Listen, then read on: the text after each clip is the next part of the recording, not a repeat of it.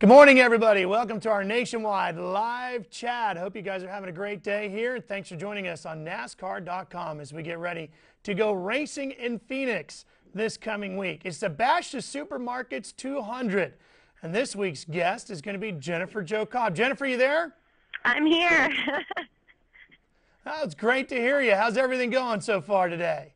You know, today it's so funny because I'm in Kansas City right now. I'm actually going to Phoenix later today, and the sun is shining, and I have my T-shirt on, and I stepped outside of the house, and it's like 24 degrees, and I thought, wait a minute, it fooled me. I've been in Daytona for so long. Well, you should have come to Charlotte today because here at the NASCAR Hall of Fame, it's going to be pushing 70 and beautiful Carolina blue skies. But listen, man, you had an absolutely outstanding race at Daytona, and it wasn't in the Nationwide Series, but in the trucks. Tell me a little bit about that. You know, we went to Daytona with two missions. One was to finish the nationwide race, and the other was basically to win the truck race because, as we saw with Trevor Bayne, I mean, you can take the most, some of the most unlikely scenarios and make them happen, and Daytona is a place for things like that to happen. So we really felt like we had a truck capable of winning under the right circumstance, and we blew an engine after practice, blew a head gasket, and so that kind of took us out of contention to actually be able to win the race because we really felt like we had such a great package put together before that happened. But to sit there and to start second row outside with a green-white checkered at Daytona, it was a pretty cool feeling. And part of it, I was kind of helpless, like, gosh, as soon as we get going, they're gonna walk away. We don't have enough horsepower right now to keep up. But if I could just get a hole and stay in the group, and I thought we'd definitely have a top five. And then right there at the line, that group created steam. And I was yelling at the TV at the ARCA race, like, somebody pull out and go, somebody pull out and go, and they just followed each other. And I thought, I wonder if I'll understand better after I race next Friday night.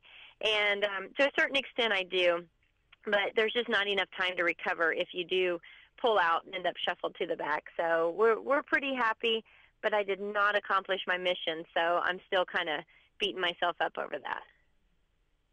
Well, don't beat yourself up too hard because there's a long season to come, and that was an incredible finish, a great top 10. 7th place, wasn't it? It was 6th. 6, okay, see? Even better than I thought. So that's a great, tremendous run, and that's a great momentum builder now heading into Phoenix. And if you have a question for Jennifer Jo Cobb, go to NASCAR.com right there on the chat. You can enter in your own questions right there. We'll get them on the computer here, and we'll ask them to Jennifer for you. So now as you head into this weekend's race at Phoenix, tell us a little bit about your nationwide program as you get set to chase after that championship this year. Our big thing for the Nationwide Series was to run for Rookie of the Year, and when I checked the box for Nationwide, that was really what was on my mind was the Rookie of the Year deal. Otherwise, I might not have checked that box, and at the time, there really weren't many rookie candidates declaring. And then, of course, Trevor Bayne is somebody that I didn't realize would be declaring for Nationwide Rookie of the Year. So, I think that our goal is to run as many Nationwide Series races as we possibly can and to learn and step up and improve our program. It's been my dream since I was a little girl to race the big leagues of NASCAR, and that dream doesn't end until I get to the Cup level. And I want to do it respectfully like we did in the Camping World Truck Series, and I want to improve like we've shown from last year to this year in that series. And so it's time to start, sort of with some growing pains on the nationwide side. So we're at a new level. We're a small team. We're underfunded. So we'll just start over again and work our way up like I've always pretty much had to do.